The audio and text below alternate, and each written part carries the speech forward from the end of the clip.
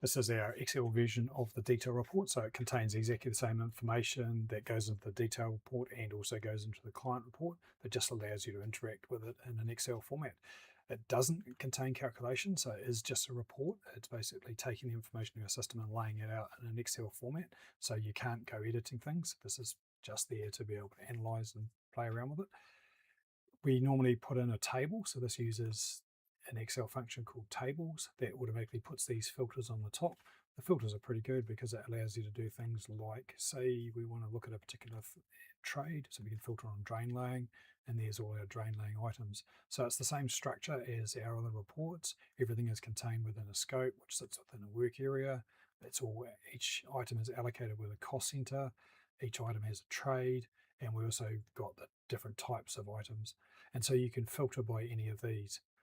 Over here gives us the quantity of that item, the unit of measure, the cost rate. This is the total cost, and then this is the total sale price of what the client's going to be charged.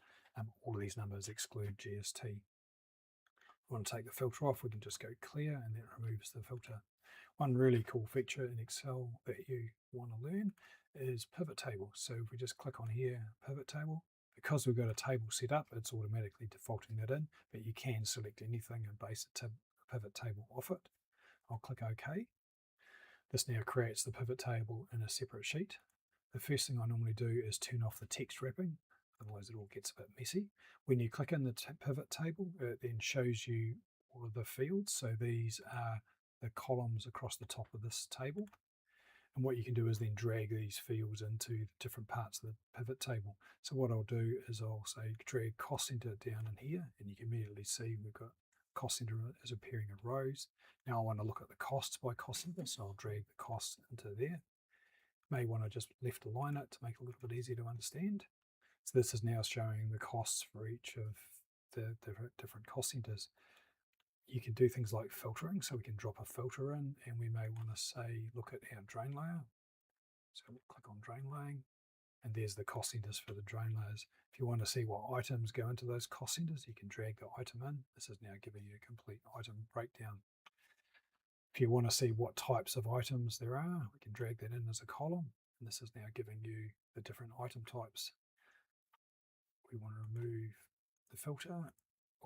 We can now see that we've got different sorts of item types, so building material, labour, and so on.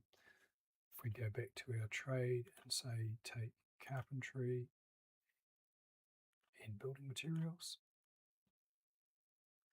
this is now giving typically what's the builder's responsibility. So there's the materials, there's the labour. So it's very powerful. You can do all sorts of things with it. So if we drag cost out and you want to look at quantities, so this is now giving us, in the case of labour, it's giving us the hours, and then this is giving us the quantities for the building materials. So worth having a play. It's a good way of analysing the spreadsheet data that we give you and just helping understand it more.